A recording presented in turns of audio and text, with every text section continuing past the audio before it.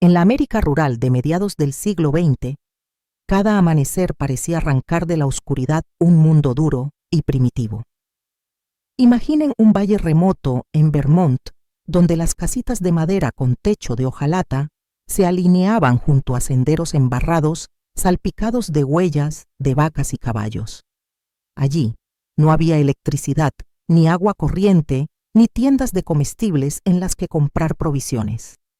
Cada alimento, cada litro de agua, cada rescoldo de carbón para calentar la vieja cocina de hierro fundido, se obtenía con sudor y esfuerzo.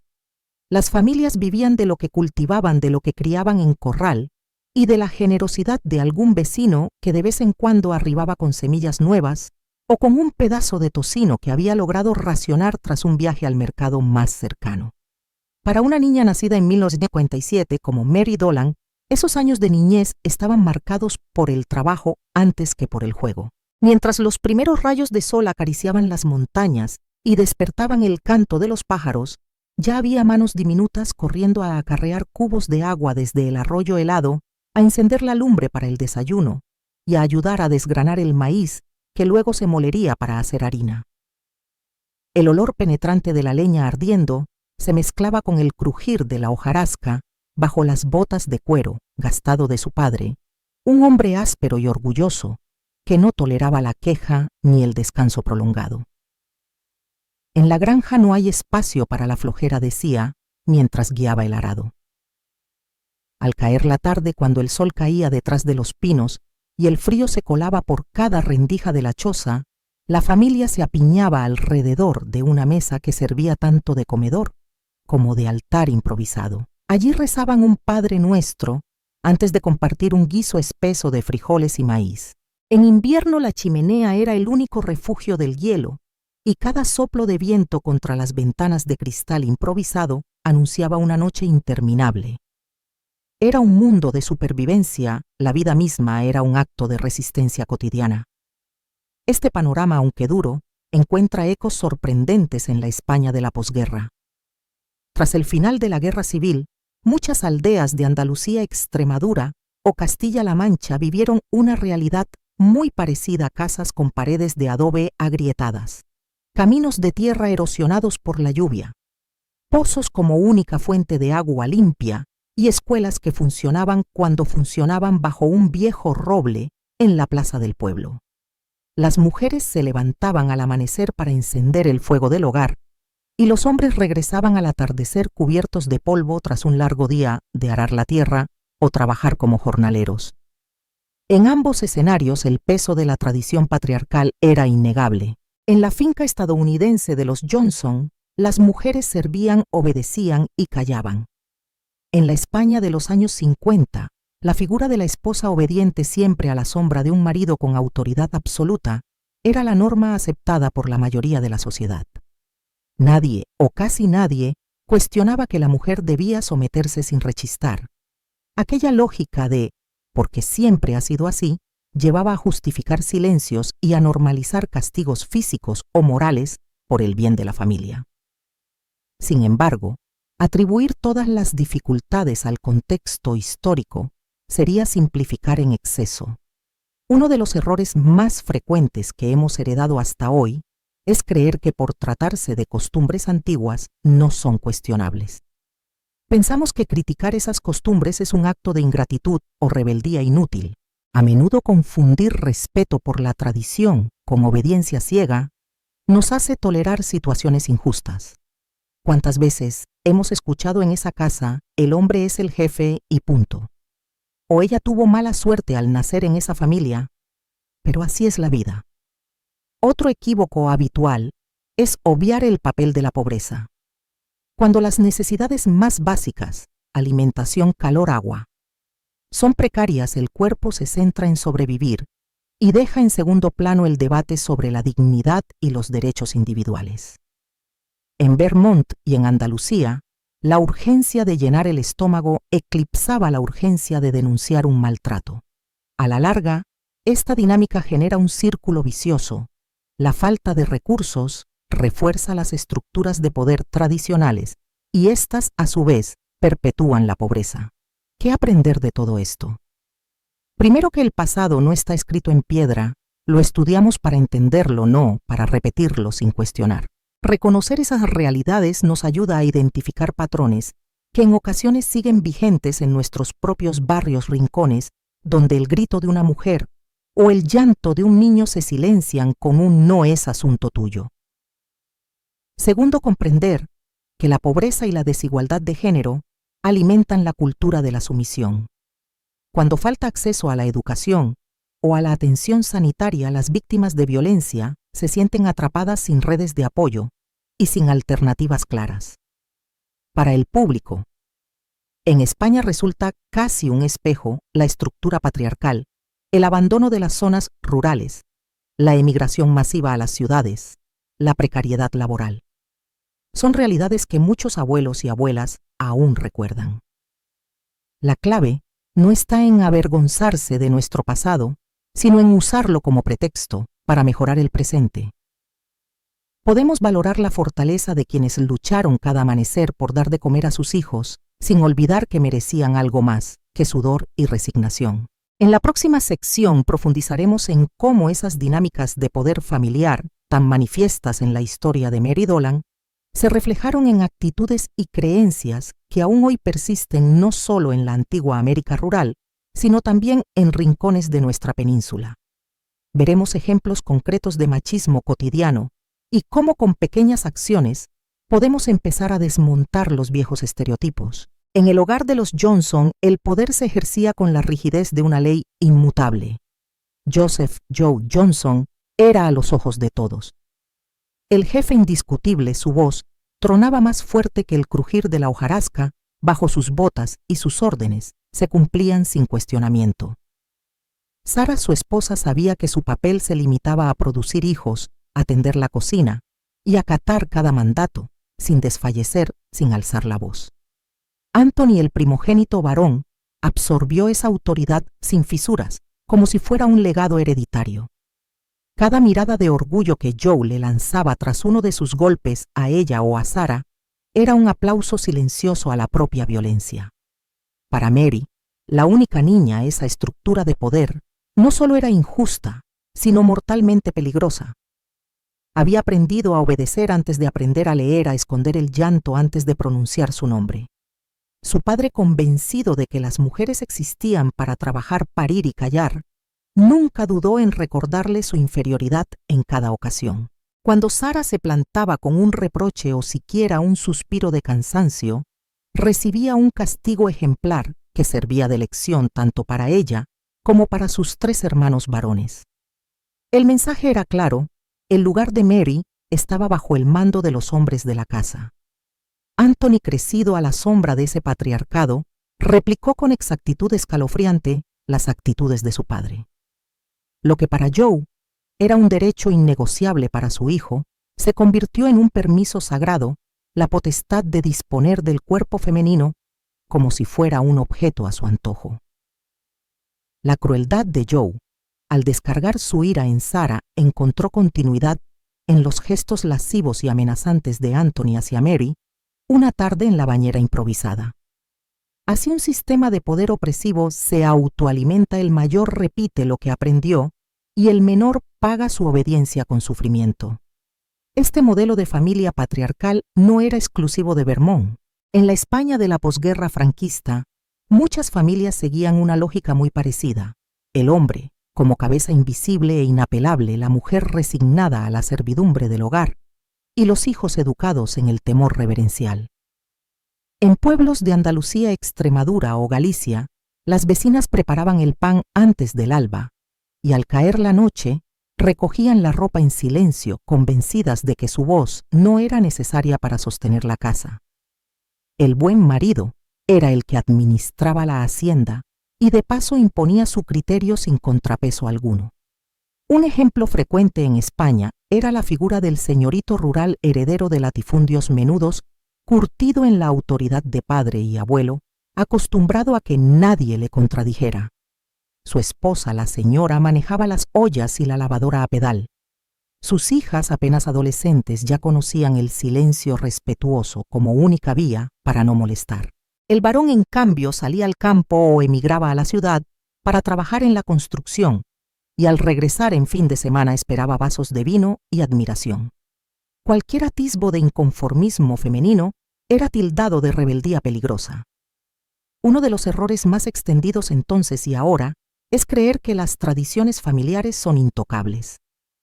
En mi casa siempre ha sido así, se convierte en coartada para justificar desde un castigo físico hasta una broma humillante. Al normalizar la obediencia ciega, se minimizan los gritos ahogados, los moretones ocultos bajo la manga larga, las lágrimas que se enjugaron en silencio junto al fogón. Fallamos al aceptar, sin más que cuestión de respeto y privacidad familiar, deban anteponerse al bienestar de cada persona. Otro desacierto frecuente radica en confundir autoridad con impunidad. Cuando se considera que al cabeza de familia le asiste un derecho absoluto, se borra la línea que separa el mando legítimo del abuso de poder. En la práctica, esto significa que un puñetazo por disciplina o un comentario denigrante para que las niñas aprendan su sitio quedan exentos de reproche social. De este modo, se perpetúa un sistema que amortigua cualquier protesta antes de que siquiera nazca. También solemos ignorar las voces de auxilio más sutiles, esa niña que guarda silencio ante el cura, esa joven que evita estar a solas con su hermano, esa mujer que retira la vista cuando el marido se burla de sus aspiraciones. Creemos erróneamente que sin un grito o una denuncia formal no hay problema, cuando en realidad en el mutismo mismo se fragua la peor soledad. No intervenir ante estos signos equivale a aprobar con la mirada encuentros cada vez más cercanos a la violencia extrema. ¿Qué podemos aprender de estas dinámicas trasplantadas de Vermont a los pueblos de España? Primero, que la tradición no es sagrada, es una construcción cultural que podemos y debemos reformular. Cuando identificamos qué comportamientos perpetúan la desigualdad, damos el primer paso para cambiarlos. En el aula, en la calle y en el hogar, podemos cuestionar la idea de que el hombre manda o de que la mujer sirve y calla. En segundo lugar, hay que distinguir entre respeto y temor. El respeto mutuo se basa en el reconocimiento de la dignidad de cada persona. El temor, en cambio, se alimenta de la amenaza y la restricción de libertades. Educar en igualdad implica enseñar desde pequeños que nadie en casa tiene derecho a imponer su voluntad con violencia ni física ni verbal. Por último, romper el silencio es responsabilidad de todos. No basta con decir "eso no va conmigo" cuando escuchamos comentarios despectivos o notamos gestos de dominación. Podemos intervenir con un sencillo "¿estás seguro de lo que dices?" o buscar ayuda en los recursos de apoyo comunitario. En España contamos con servicios de atención a víctimas de violencia de género en los ayuntamientos y teléfonos gratuitos de asistencia a herramientas que rompen el aislamiento.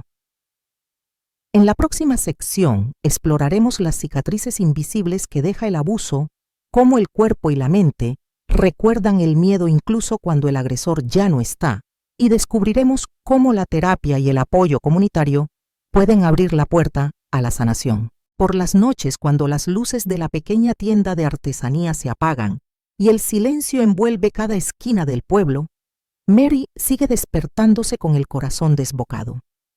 A veces siente el frío del mango de aquella machete imaginario sobre su pecho. Otras escucha el eco del agua cayendo en el viejo baño improvisado, como si Anthony volviera a abrir la puerta sin previo aviso.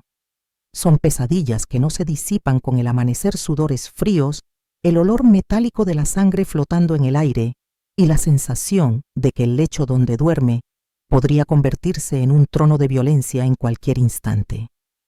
A menudo la primera luz del día la encuentra temblando, mirando el techo, con los ojos desorbitados, sintiendo que la seguridad de su vida actual es tan frágil como el borde de una navaja. Esa hipervigilancia, ese sobresalto ante el menor crujido, es la marca indeleble del trauma. El cuerpo no olvida lo que la mente intenta enterrar. En el caso de Ana, una mujer de 35 años que vive en las afueras de Madrid, la historia sigue un guión sorprendentemente similar, aunque los escenarios sean distintos. Víctima de maltrato desde la adolescencia, pasó años creyendo que su ansiedad era un capricho y que su insomnio era culpa de la rutina estresante. Cuando un día, tras escuchar un portazo tardío, cayó al suelo con ataques de pánico, comprendió que algo más profundo la devoraba. Buscó ayuda en el servicio de atención a víctimas de violencia de género de su municipio y entró en un grupo de terapia familiar donde aprendió a nombrar lo que sufría: trastorno de estrés postraumático, flashbacks, evitación de todo lo que le recordara la agresión. Allí, rodeada de profesionales y de otras mujeres que contaban miedos idénticos, Ana sintió por primera vez un alivio que no dependía de un calmante. Sin embargo, tanto en Vermont como en Madrid, se comete un error muy frecuente: creer que el tiempo lo cura todo. Se deja pasar un año o dos y se confía en que la memoria se habrá desgastado como el papel expuesto al sol.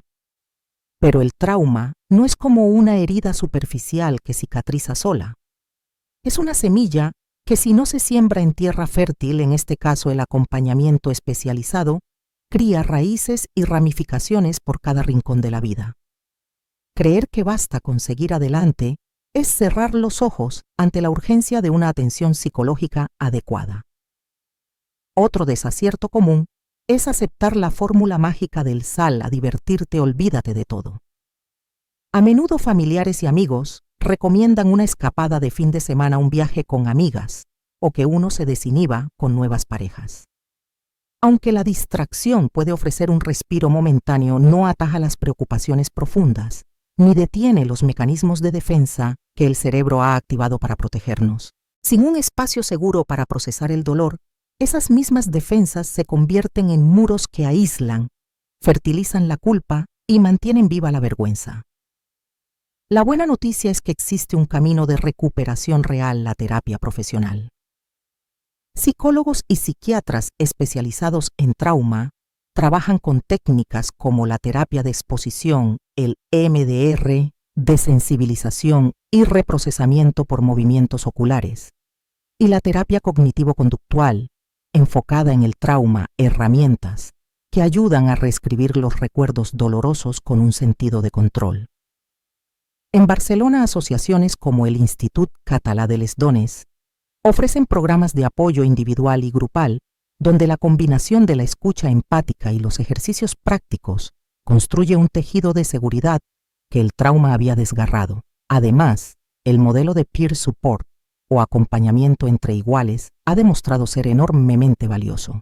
Cuando una mujer conversa con otra que ha transitado el mismo infierno y ha salido adelante, el mensaje de esperanza se materializa de forma tangible.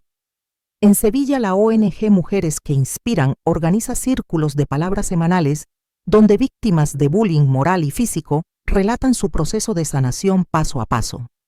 Allí descubren que no son casos aislados, sino parte de una realidad compartida, y por tanto pueden apoyarse unas a otras para reconstruir su autoestima y retomar las riendas de sus vidas. Por supuesto, la intervención temprana marca la diferencia. Cuanto antes se reconozcan los síntomas: insomnio persistente, irritabilidad, evitación de lugares o personas asociadas al trauma, antes se puede tender un puente hacia la sanación. En Galicia, los centros de salud mental llevan años impulsando la detección precoz mediante protocolos en atención primaria. Si una mujer acude repetidamente con dolores de cabeza, cansancio extremo o síntomas de depresión, el médico de cabecera ya no receta solo analgésicos. Activa la unidad de psicología para valorar posibles secuelas de violencia. En definitiva, el trayecto de Mary y el de tantas mujeres españolas dan la misma lección: el trauma demanda cuidado y estrategias específicas. No se trata de tener fuerza de voluntad, sino de encontrar un entorno profesional que escuche sin juicio y facilite herramientas para reconfigurar la memoria emocional. Tampoco basta con el amor de la familia o los amigos. Este amor es imprescindible pero complementario.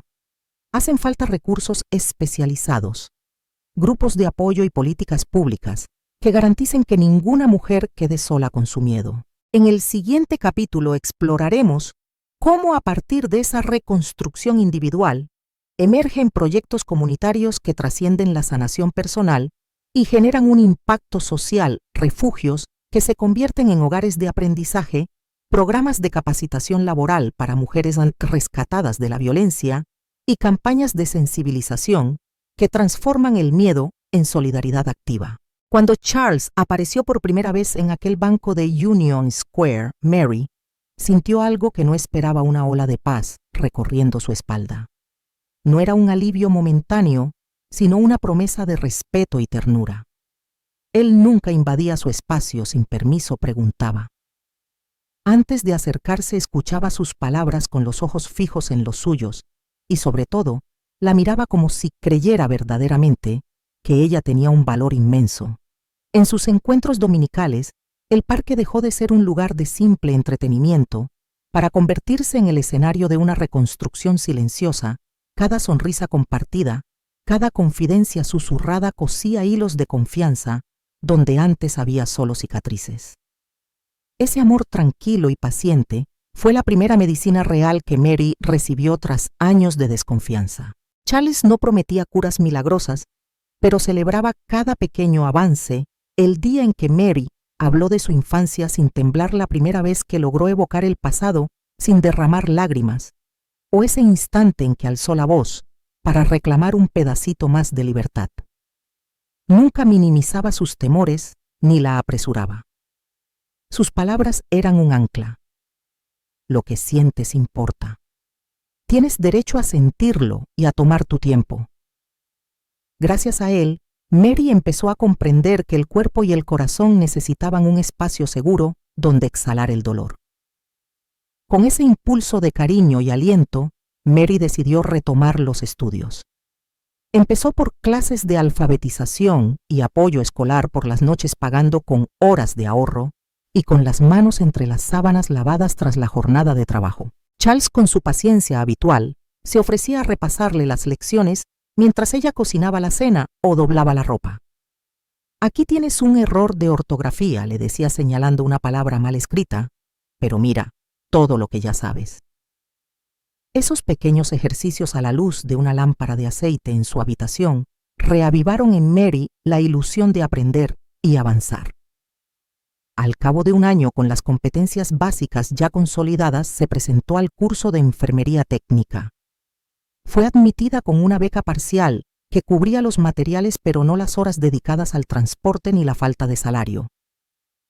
Por entonces trabajaba aún en casa de la señora Eleanor, una señora mayor que la trataba con respeto y le cocinaba huevos fritos cuando volvía exhausta. Mary pasaba la mañana en clase, la tarde en prácticas clínicas y las noches haciendo rondas de cuidado a domicilio, compaginando horarios con un tetris de calendarios que registraba cada minuto libre. Fue un esfuerzo titánico los madrugones a las 6 de la mañana para preparar el desayuno de los empleadores. Las horas de pie en los pasillos del hospital simulando inyecciones. Las libretas llenas de apuntes garabateados en los descansos. Y sin embargo, cada día que completaba satisfactoriamente su jornada era una victoria. Charles, por su parte, había incrementado horas en la farmacia del barrio, salía de madrugada y a veces no veía a Mary más que un par de horas al día, pero siempre le recordaba: eres un ejemplo de resistencia. No hay mayor acto de amor que invertir en ti misma. Al terminar el ciclo de enfermería, Mary sentía que aún había una distancia entre ella y sus sueños de comprender la mente humana. La curiosidad que nació de su propio sufrimiento la impulsó a investigar la psicología. Con ayuda de Charles, recabó información sobre becas y plazas en la Facultad de Psicología de NYU. Aunque la mayoría de sus compañeros eran veinteañeros con educación continua, Mary aprovechaba cada minuto de teoría y cada práctica clínica para aportar su experiencia vital. Compartía en seminarios casos anónimos inspirados en ella misma, y sus profesoras quedaban admiradas por la profundidad de su empatía. Ese recorrido de amor y estudio inspira ahora a muchas mujeres en España. En ciudades como Barcelona existen programas de formación dual que combinan titulación académica con prácticas en centros de atención a víctimas. Los centros de salud mental colaboran con universidades para ofrecer plazas gratuitas a víctimas de violencia de género que deseen formarse como auxiliares de clínica o mediadoras. En Sevilla, la Asociación Sol y Luna financia becas para estudios de terapia ocupacional a mujeres en proceso de recuperación. Estos modelos permiten, como en el caso de Mary, transformar el dolor en conocimiento y luego en apoyo a otros. Sin embargo, es frecuente en España que muchas víctimas esperen únicamente la ayuda del Estado sin explorar las alianzas con ONGs o grupos comunitarios. A veces creen que su única tabla de salvación es la asistencia pública y desconocen la red de asociaciones locales que ofrecen mentoría, talleres de autoestima y oportunidades de formación. Este aislamiento voluntario limita la recuperación y desaprovecha la riqueza de intercambios entre personas que han vivido experiencias similares. El error está en pensar que solo un ente oficial puede ayudar, cuando en realidad la unión de recursos públicos, privados y vecinales genera un efecto multiplicador. Por ello, Mary aconsejaría: busca un compañero de viaje más allá de la pareja. Busca a quienes han recorrido un trayecto parecido. En Madrid, por ejemplo, la ONG Mujer y Futuro coordina un sistema de padrinazgo donde mujeres con experiencia profesional en psicología, trabajo social o derecho imparten talleres a nuevas becarias que combaten la violencia doméstica.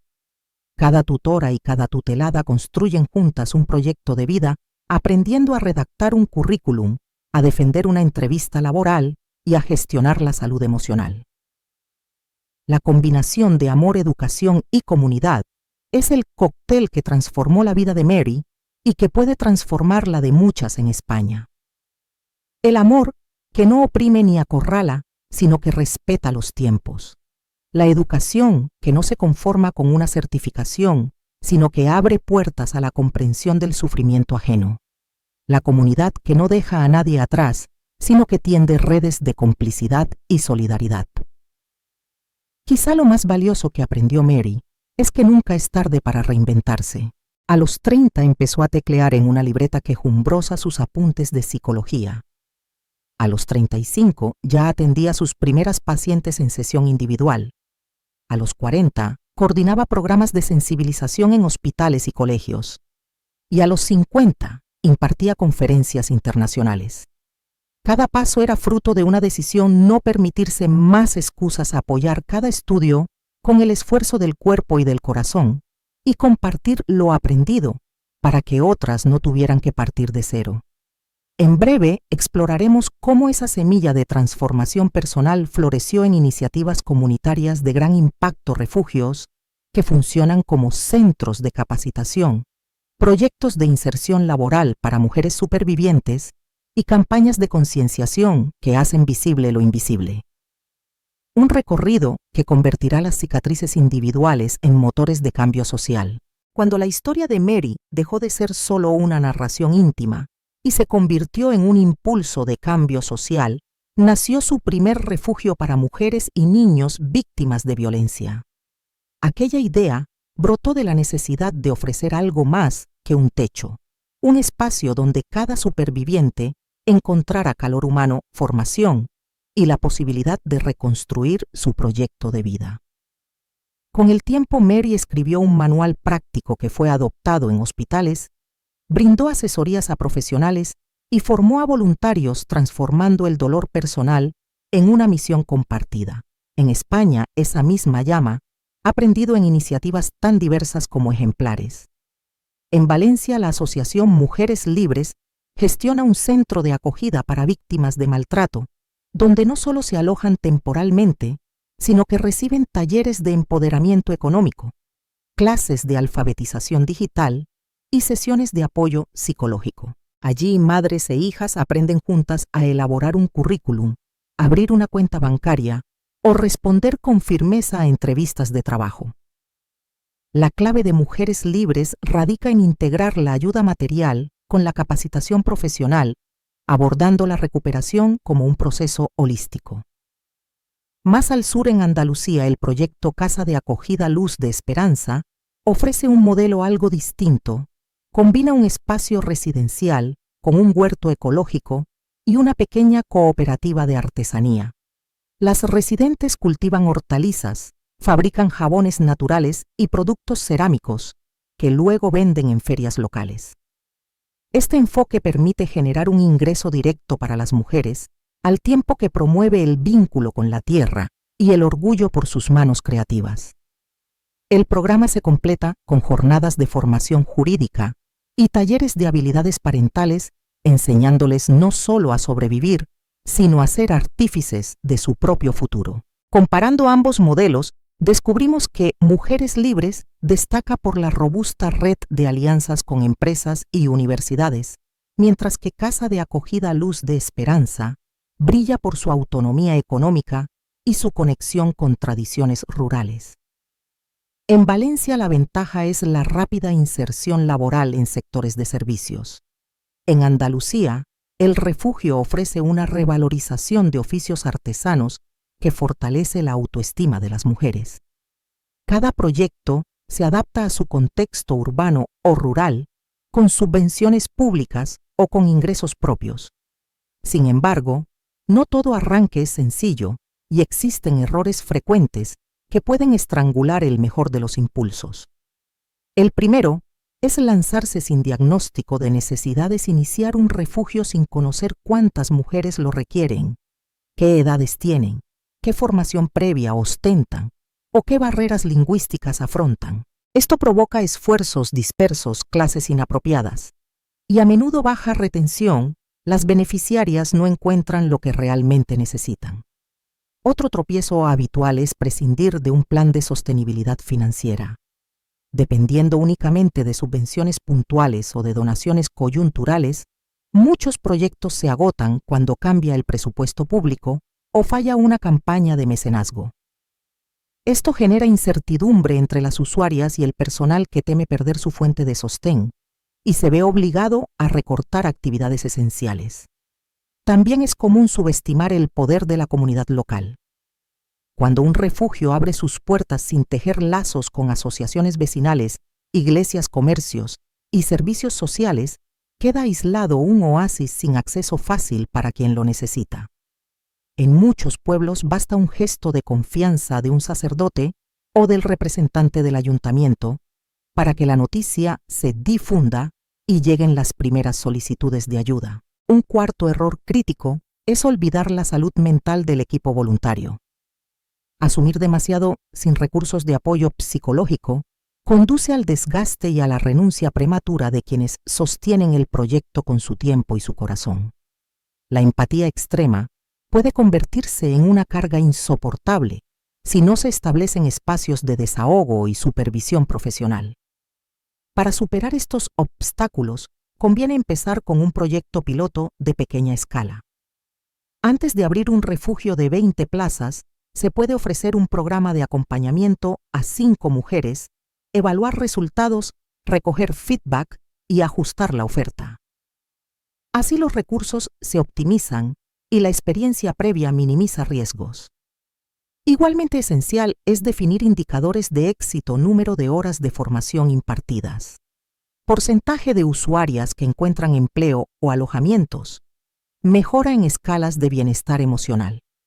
Medir permite afinar el programa, justificar subvenciones y motivar al equipo con datos concretos. Un tercer pilar es constituir un consejo asesor con representantes de la comunidad, trabajadores sociales, abogados médicos, ex-residentes y líderes vecinales. Este órgano consultivo garantiza transparencia, diversidad de visiones y toma de decisiones más rica y cercana al territorio. La cooperación con las administraciones locales es otro ingrediente clave. Firmar convenios de colaboración con ayuntamientos, diputaciones o gobiernos autonómicos abre puertas a locales cedidos, formación gratuita para el personal y acceso a programas de inserción sociolaboral oficiales. Un acuerdo bien redactado facilita que las usuarias no queden excluidas de las políticas públicas. En cuanto a la financiación, lo más efectivo suele ser combinar subvenciones públicas, fundraising privado, empresas con políticas de responsabilidad social corporativa y microdonaciones a través de plataformas de crowdfunding. Cada fuente aporta estabilidad, y permite diversificar el riesgo. Además, la transparencia en la gestión y la rendición de cuentas fidelizan a los mecenas y generan reputación. El reclutamiento y la formación de voluntarios demanda un programa estructurado, sesiones de bienvenida, formación inicial, en detección de violencia de género, protocolo de actuación y primeros auxilios psicológicos. Esto no solo mejora la calidad del servicio, sino que ofrece a los voluntarios un aprendizaje valioso, fomentando su permanencia a largo plazo. No menos importante es promover la visibilidad del proyecto mediante actividades comunitarias, jornadas de puertas abiertas, mercados solidarios, exposiciones de los productos artesanales, ciclos de cineforo sobre violencia de género. Estos eventos sensibilizan a la población, recaudan fondos y convierten el refugio en un punto de encuentro solidario. Para escalar la iniciativa, resulta útil documentar cada paso, crear un manual operativo, grabar vídeos de formación y elaborar presentaciones que puedan transferirse a otros territorios. Así se articulan redes de apoyo entre asociaciones y se facilita la replicabilidad del modelo. Los resultados suelen ser muy potentes. En solo 2 años, un refugio bien gestionado puede haber atendido a decenas de mujeres, facilitado el reencuentro con familiares, promovido la inserción laboral de la mayoría de ellas y contribuido a que niños y niñas recuperen la alegría sin temor. Cada historia de reinvención es un testimonio del poder colectivo para convertir heridas en esperanza. En definitiva, transformar el dolor en sustrato para el cambio social exige visión estratégica y cuidado humano. No basta con el impulso inicial, hay que medir, adaptar y crecer de forma sostenible. Cuando una mujer recrece su proyecto personal y se une a otras, la comunidad entera se fortalece. Los refugios dejan de ser un simple techo de emergencia para convertirse en viveros de talento, redes de sororidad y motores de progreso. Si algo aprendió Mary tras décadas de lucha, es que las cicatrices individuales pueden devenir en semillas de empatía y solidaridad. Un solo acto de coraje, una sola mano tendida, puede desencadenar una cadena de transformaciones que trasciende fronteras. Hoy en España, cada nueva casa de acogida, cada nuevo centro de formación para víctimas es un faro que ilumina el camino de quienes aún temen sola en la niebla. A través de la unión de esfuerzos, la sabiduría compartida y una planificación rigurosa, ese faro crecerá hasta convertirse en un sol de justicia y dignidad para todas.